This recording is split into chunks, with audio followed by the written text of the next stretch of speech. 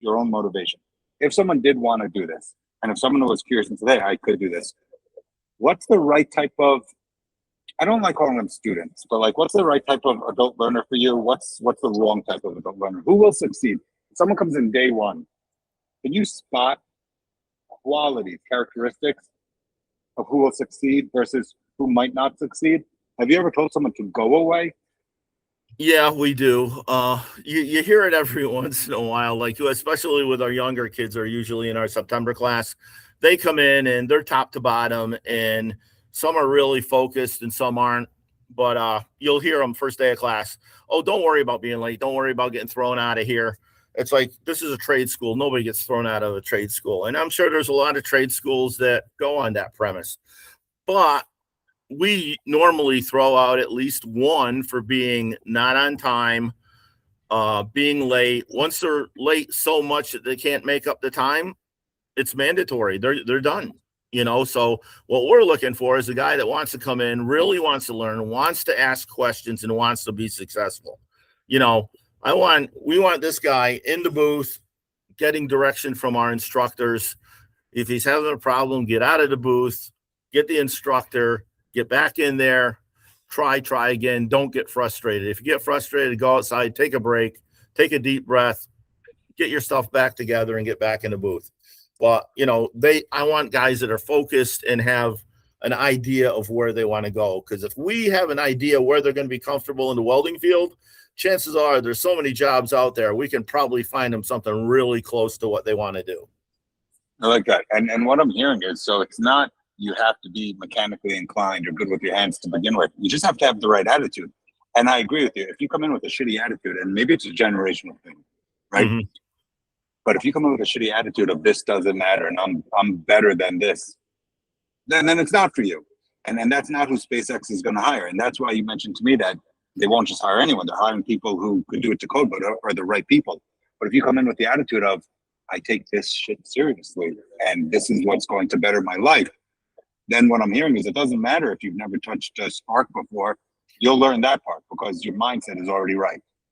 We had a 27-year-old kid come in here 2 years ago, wife and 2 kids, needed to change jobs, wasn't making enough money. He went through our program, got his certs, got everything squared away, ended up landing a job with the millwrights, okay?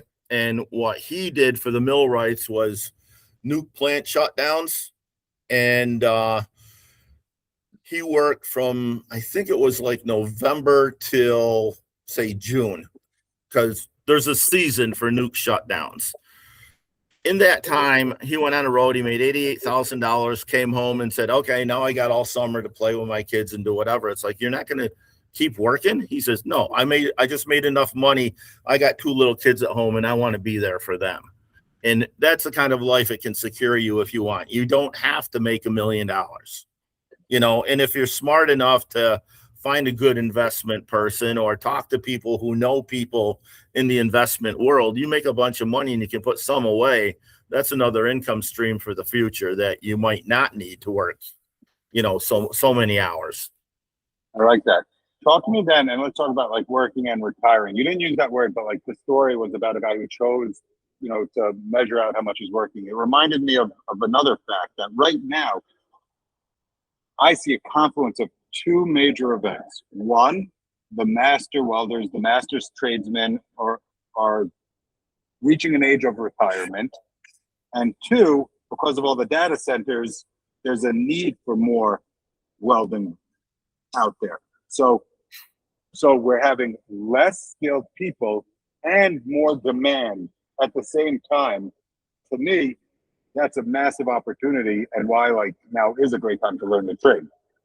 It is a massive opportunity. You're right. There's a lot going on in this country, and there's a lot more coming down. Like we just had Beta Technologies open up here in Burlington, and they're a flying drone type company. They're trying to get off the ground, and they've got customers just crying for these electric flying vehicles, and they're coming up to speed. And I'm sure if they're like anybody else in Burlington, you just can't get enough people right now. There's not enough people in the workforce to employ.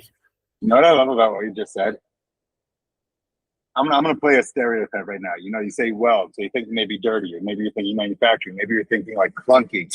But we're talking about welding for electric flying vehicles, right? Like Right. you don't get more modern than that.